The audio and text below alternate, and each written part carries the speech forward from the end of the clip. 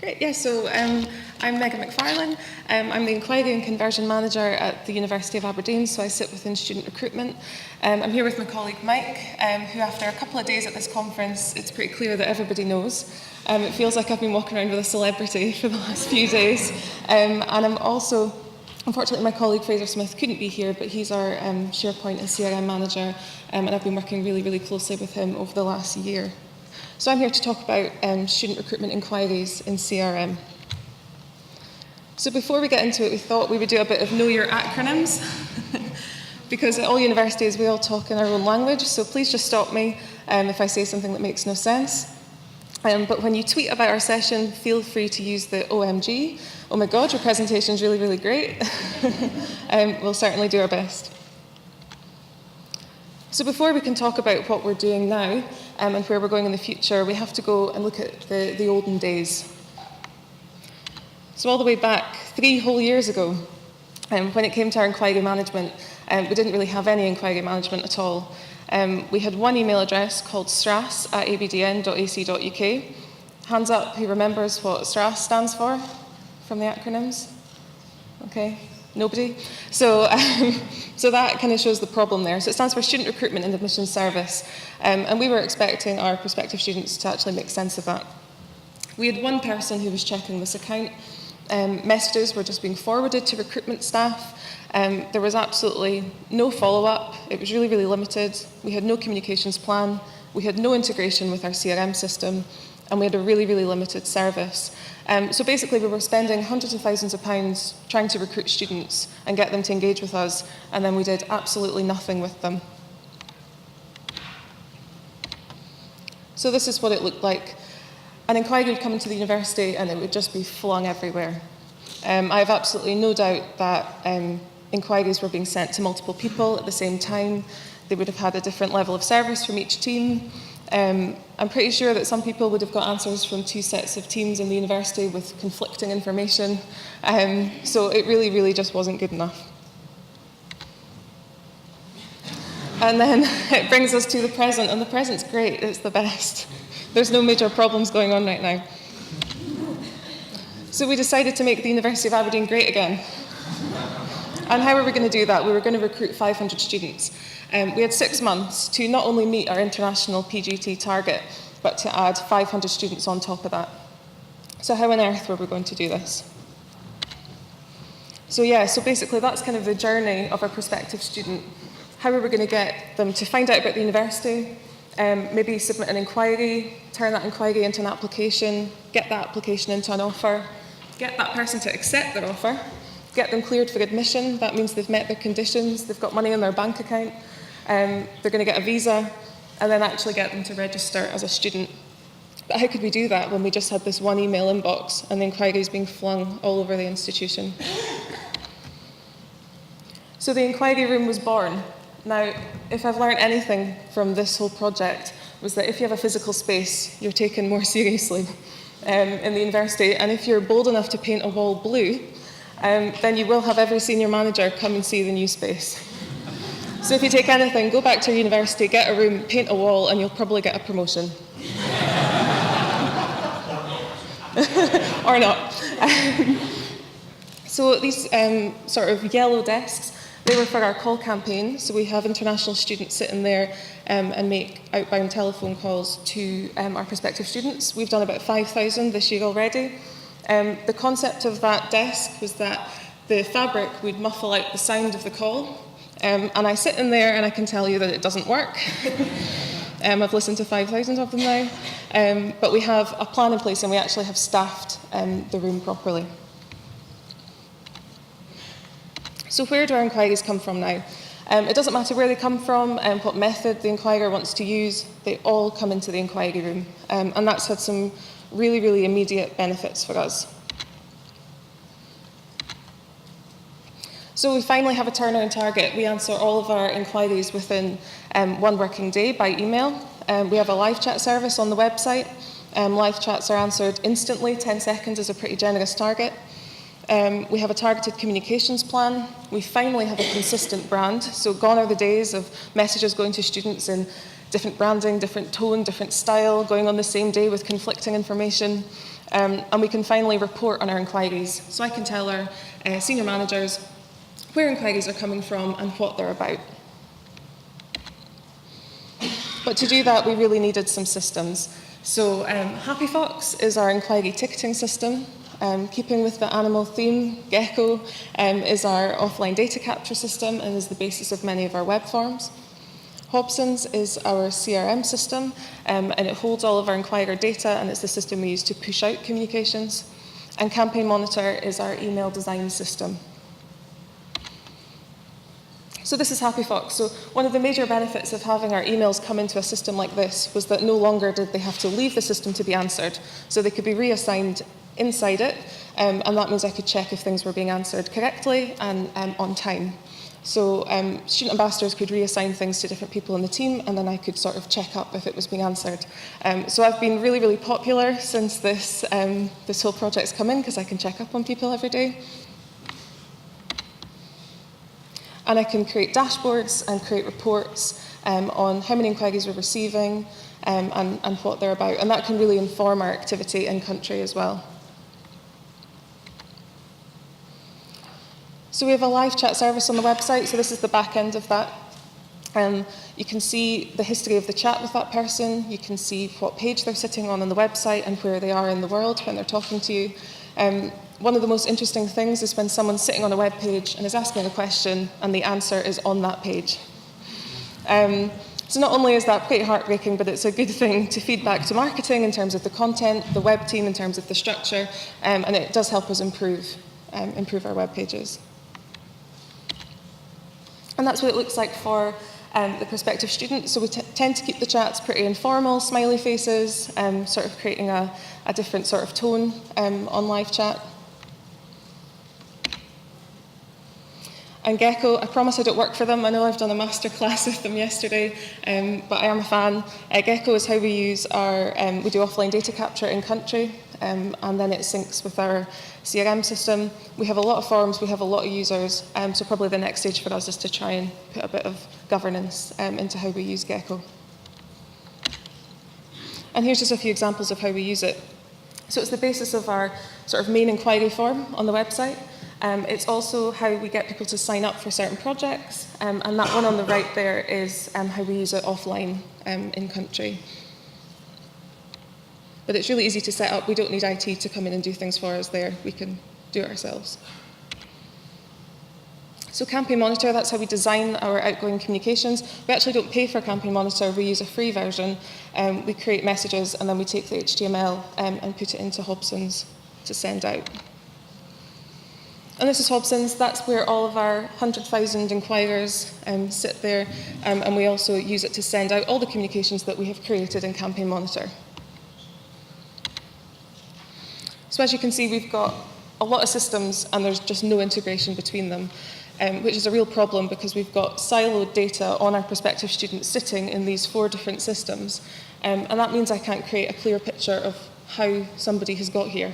So from that point of inquiry to registration, I don't know what's worked, and that means that I can't actually stop any of my projects because we're too scared in case that's the thing that is working.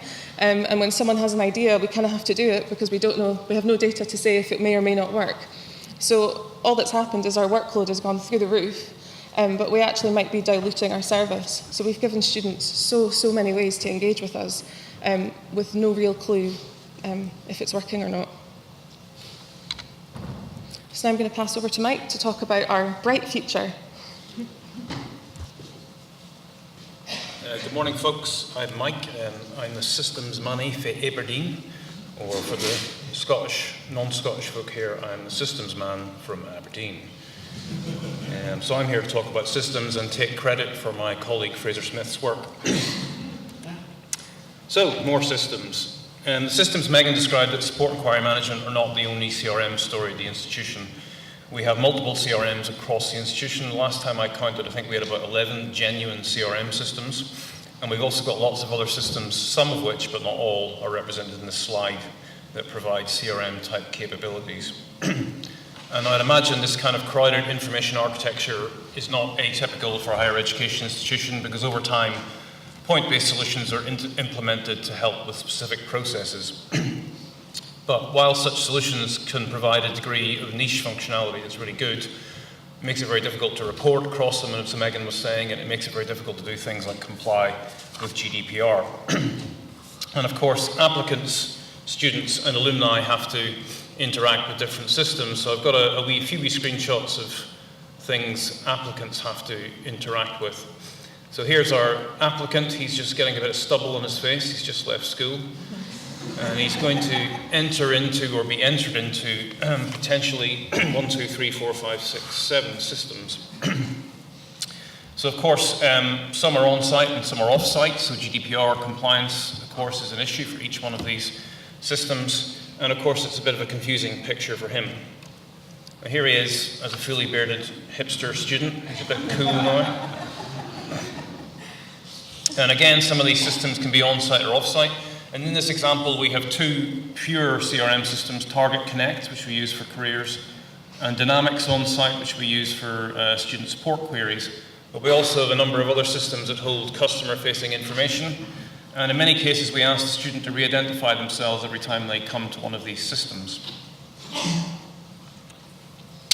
And even post-study, our fully bearded graduand or alumnus has to potentially deal with 3 different pure CRM systems despite having left the institution. And no wonder his hair is beginning to recede as well.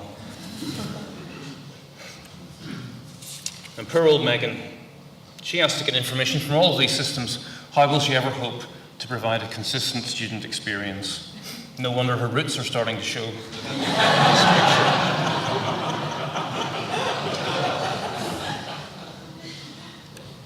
So to the future, what would better look like? Well, we want to provide a much simplified interaction.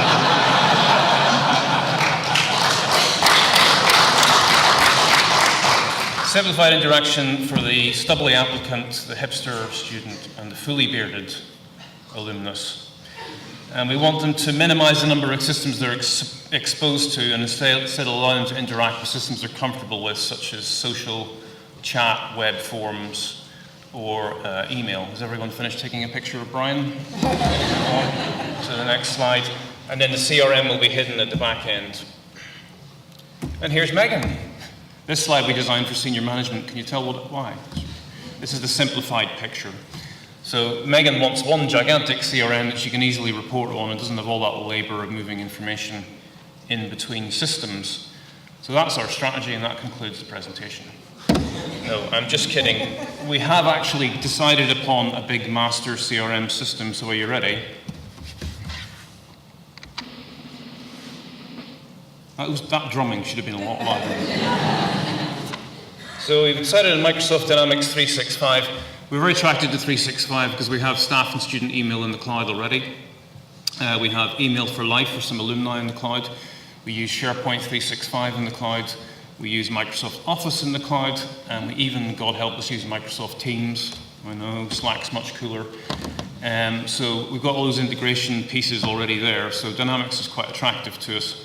And also, of course, with calendaring, there's an automatic integration there for Dynamics, so it's very attractive. So our strategy is to move everything into Dynamics in the longer term as much as possible, whilst recognizing that for individual processes, for example, it's unlikely we would move alumni away from Razor's Edge, at least in the short to medium term. But moving everything else we can. And the first step in that journey is Megan's recruitment and inquiries process. So, for recruitment inquiries, we'll be using the core Dynamics system, but also integrating additional services to provide us with the full functionality we require. Now, I know we've just been saying in Megan's slides that we wanted to minimize the amount of systems, and you'll see on this slide that we've got quite a few systems we're integrating. But I think the difference here is that these are true integrations. They do actually purely and naturally integrate with Dynamics at the back end. So I'll be going through each of these in detail, but in short, we have Gecko Labs. As Megan was saying, we're not in the employ or pay of Gecko Labs, but it is a very flexible tool. We'll be using that for web forms, for SMS. We're using .mailer also for SMS. We haven't decided on a VoIP. Does everyone remember what VoIP means? Hands up if you know what VoIP means. Voice over IP, yes, well done everyone. And marketing automation from .mailer. And last but not least, we're working with a company called Crimson Consultants. Now, Crimson do pure Dynamics development, but they look at HE particularly as a market, and they've looked at lots of processes in HE, and they've built what they call accelerators around those processes. So for example, one might be open days and events management, and they have an accelerator for that. And happily, they have one for recruitment and inquiries. So we're going to be implementing the Crimson Consultants accelerator for recruitment and inquiries. So I'm going to talk you through some of the features of our minimal viable product for recruitment and inquiries. So first of all, forms. It's Gecko again. Yeah, I love Gecko. So it's a very flexible tool. We're sticking with it, and as Megan says, it's really good because it does offline capture. So if you have folk over at conferences overseas where there might not be network connectivity, they can capture information from forms at fairs. When they get back to the hotel, they get a network connection. Gecko will sync with the master dynamics system, and all that stuff is automatically integrated. Despite using Gecko for most forms, we have done some forms ourselves. So the example you see on screen is actually our new inquiry form, which we did write ourselves in-house. We wanted a highly branded version of that. And I know that in future developments of Gecko, looking at the Gecko chaps up there, we're going to be able to do much more with skinning it to look a bit more like our own systems. And the business logic behind this is reasonably complex, so it adopts a progressive disclosure model. Each ensuing field is populated or revealed based on the previous field selection. So this ensures a simplified user experience and more accurate data capture. Chat. So for chat, as I say, we've used the Cafe X product, which again integrates directly with Dynamics, a huge improvement on the chat thing Megan was showing you before. It provides canned responses so people can answer things quickly. It integrates with the Dynamics knowledge base, and it has that co-browse capability Megan was mentioning. So if someone's stuck on a web page or a page in an application, they can automatically fire up a chat window and share that screen with someone from Megan's inquiry team. So here's an example of a customer view of the chat tool. The customer, who's coincidentally called Megan, is entering her name on the left-hand screen, and once she's done that, she gets access to the live inquiry team to ask her questions. Oops.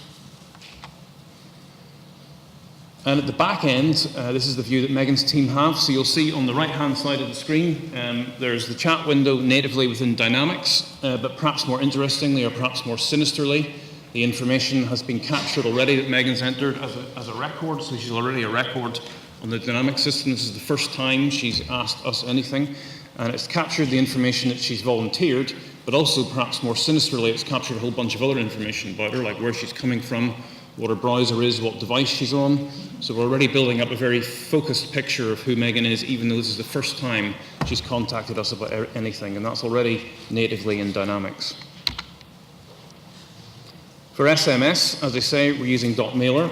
So what's happening here is a generic message is being created in the left-hand screen in the bottom lower red box. And in the top red box, it's being merged with the applicant record from Dynamics. It's then sending a personalized message to John's phone on the right-hand side of the screen. All well and good, we've all seen this kind of thing before. But what happens when John reacts to that or opens it, we get a record back written to Dynamics. We're building up more intelligence on poor old John as we go. And I'm going to talk a bit more about this sort of lead generation, marketing, automation, and .mailer again. I'm going to give you a quick example of email automation. So, like many email packages, .mailer offers a WYSIWYG editor. There it is on the left. But it also draws upon what are called dynamic content blocks, and that's what you see on the screen on the right. And these dynamic content blocks can be tracked on an individual basis. So it gives us a very good granular idea of what elements of an email people are reacting to or reacting with, if any at all. And when we have this level of granular control, we can see in a very detailed way what people are responding to. So this is a screenshot of how people are reacting to an element within an email and sharing it in social channels. So you'll see that we're seeing who shared what links or emails and how they shared them, and who shared them as well at the very bottom of the screen. So all that information is again going back into Dynamics. So even though the applicant or prospect might not think that they're doing much by opening an email, we actually are gaining competitive intelligence on them all the time. And when we have this degree of granular control, we can automate email campaigns. So this is an if this, then that model, where we're saying what happens if someone opens the email, what are we going to do? What happens if they don't open the email? What happens if they open the email and click on a link? Are we going to then drip feed them some further information? And we can set up a workflow based around all the intelligence we're building on them. So all this work that Megan is doing very, very manually at the minute, extracting this information from Campaign Monitor and then putting it into Hobson's, and then all this can be automated using .mailer, and again, captured in Dynamics. So I'm going to give some examples of the Dynamics dashboard. Crimson Consultants have now delivered us tailored dashboards based on our requirements. This is a screenshot of Megan's colleague Fiona and her dashboard, and you'll see that it's got a highly visual view of all the inquiries that are coming in, those that have been closed, those that need to be actioned, those that have been passed somewhere else, and so on. And this is a role-based approach, so if I go on to the next screen, you'll see that there's a breakdown of who's working on what inquiries and where they're sitting at the minute, what various teams are doing. So it's really quite a sophisticated system. And here is a shot of an applicant. As you'll see at the top left, his name is David Stoll. And we've captured every single interaction we've had with David, whether by email, phone, chat, text already. So we're building up a very detailed picture of David and what he's doing. And actually, David's inquiries are all just to do with tests, so I wouldn't try and read them in too much detail. But if you notice at the top right-hand side of the screen, there's a thing called engagement score. And this is a score that goes up and up and up and up the more engaged David becomes with us and the more things he does with us. And I'll show you on the next screen the kind of things we use to measure that. So actually, David's not very engaged. He's only got a score of 20, and all he's done is made an inquiry, middle top box. But you can see also that if he were to attend an open day or an offer holder day, or look at us in social, or open an email, or phone us up, all this adds to his engagement score. And over time, the system builds up intelligence on the propensity of an applicant to apply, and it can match this to other applicants and get the type of applicants we'll be most able to attract, and they're therefore the ones upon whom Megan should spend the most time because they're the most likely to convert. So we can build up a lot of competitive information on these. Now, if David just does a lot of stuff early on and then he doesn't do anything for 3 months, his score drops again, doesn't it? 10%? 10%. So the system it doesn't just sit with that score forever, it does understand time as well. The dashboards and Dynamics itself also works offline a bit like Gecko, so if Megan was away at fair or something, she could be working in her hotel room without network connectivity, and it works on mobile devices, so it's all very on the hoof if you want it to be, and Megan's someone who works 24/7, 7 days a week and 365 days a year, so that's very suitable for her. So that's really our minimum viable product, and we're going to deliver it in summer 2018.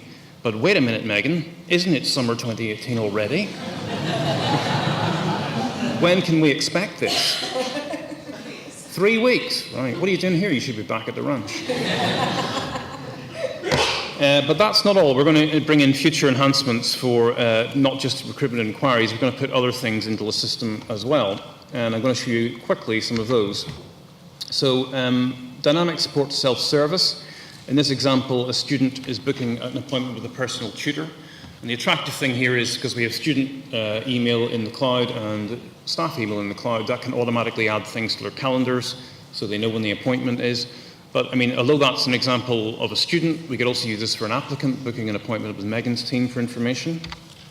It also supports case management. The student can come along and raise a case. Maybe the sink's broken in their room in their halls, or maybe again it's an applicant wanting to raise a case with Megan. And you'll see below that there's suggested topics, so there's a knowledge base, which again grows more intelligent over time. Students can answer their own questions. We've also been tinkering with Power BI as it integrates seamlessly with Dynamics. We're going to be using that to report on the success or otherwise of Megan's team. I'm sure it's very successful. We don't quite know yet, do we? It's very visual, and of course management are especially interested in recruitment and inquiries, so it's going to be very helpful. And Power BI supports natural language queries, so even lay people can use it very easily. They don't need to know, for example, PL SQL like you would if you're using Oracle business reports. On the next slide, I have a video of Power BI that I've nicked from Crimson Consultants, and it is actually recruitment data that's been shown, and it'll give you a very quick overview of how visual the tool can be for the kinds of stuff that Megan does. I think it plays automatically. Yes, there we go. So this is recruitment data, and it's from another institution, and it's showing where inquiries are coming from over the world, and then the individual is drilling down on those to see lots of detailed information. To be honest, I don't actually know what's going on, but it looks really cool.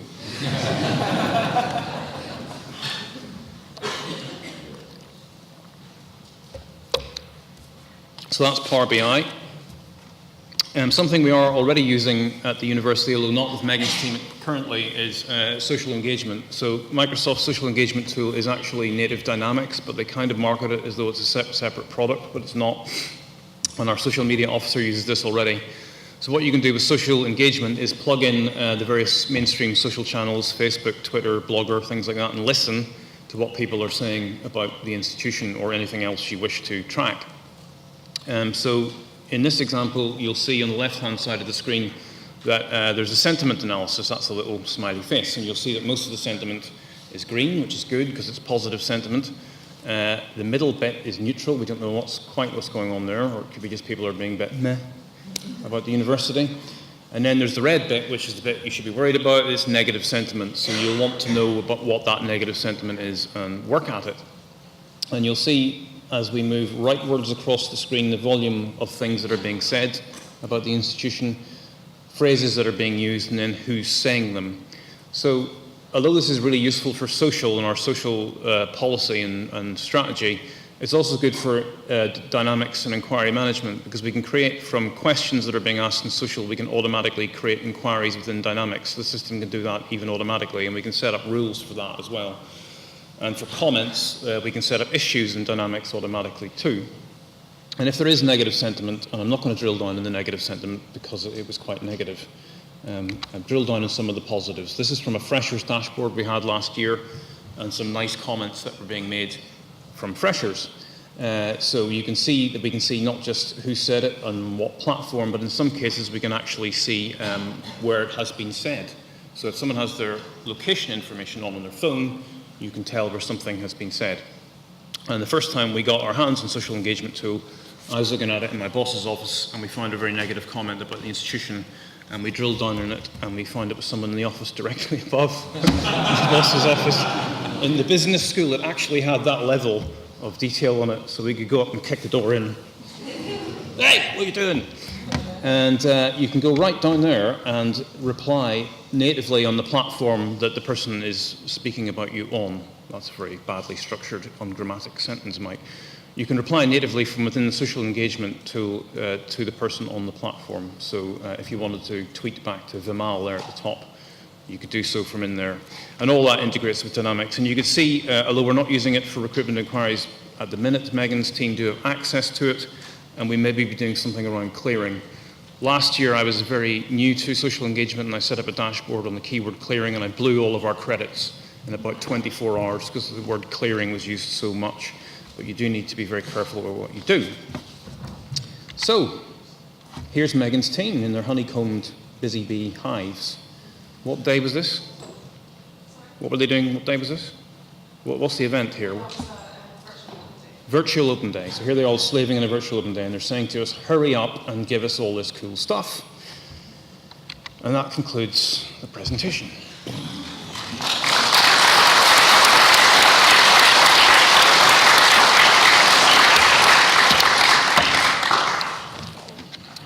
Thank you both for that very exciting presentation. Has anyone got any questions? David Aldred from Nottingham. Mike, Mike and Megan, sorry, that was great. Can I ask how much of what you were showing, Mike, is stuff that is built into Dynamics and the associated products, and how much has taken hours and hours and hours of pain and sweat to set up and configure and put together and code around? You start. Yeah, so the core products there, and Crimson Consultants, as Mike mentioned, have built an accelerator, but we've had to spend the last 6 months personalising that accelerator for us. So we've had to set up inquiry types, inquiry classifications, teams, queues, routing, everything. So they did have an out-the-box solution, but you have to spend a lot of time making it work for you.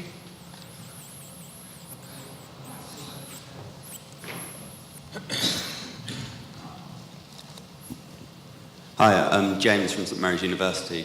That all sounded very similar to us, because we're also going to Dynamics 365, looking to integrate Gecko and .mailer. It's all sounding very, very similar. I was just wondering, how much sort of autonomy did you have with decisions about what systems you were going to use? Or were you very much being told, you're going to have to use this or use that? So people tend not to tell me what to do. Actually, very true. That is quite true. We did have a tender process, so I was told we were using Dynamics, but then every system that we've plugged in, I was sort of leading the tender process for that and made the decision.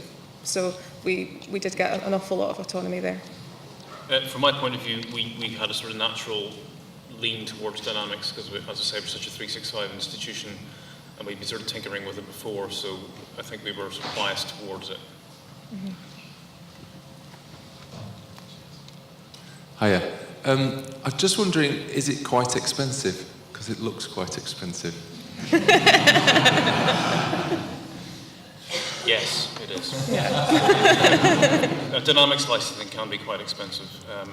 Microsoft, I feel, we're dealing with a Microsoft seller to get all that, and Microsoft need to sort their higher education game out because the licensing model is not good for higher education for Dynamics yet, but I think they will. It's just a case of hanging in there. And then for all the peripheral products, yes, they have a cost. The Crimson product is expensive too. I can't give you figures, but it's a big investment. But if the Project 500, which is the thing we call the recruiting 500 students, that was a very expensive project as well. And although it delivered the inquiry room, it didn't have perhaps the result we wanted. So I think this is money better spent than that, but we couldn't have done this without having done that as a learning process first. Mm-hmm. Hi, Kevin Mears, University of South Wales. How's the progress on turning off the old ones that you're not using anymore? So we go live in 3 weeks, so we've not turned anything off. But there'll be a data migration happening in a few weeks from Hobson's. And that's really because we put everything into Hobson's manually at the moment. That's where all the Enquirer data is sitting, so we only have to do one extraction and then put it in. So we'll see how that goes in a few weeks. I just love adding to our applications environment. Megan adds applications that I don't know about, like Gecko. Yeah. I have to pick them up. No, yeah, we will get there, but not there yet. I think that's probably all that we've got time for now, but if anyone has any questions, I'm sure Mike and Megan would be happy to answer them after this.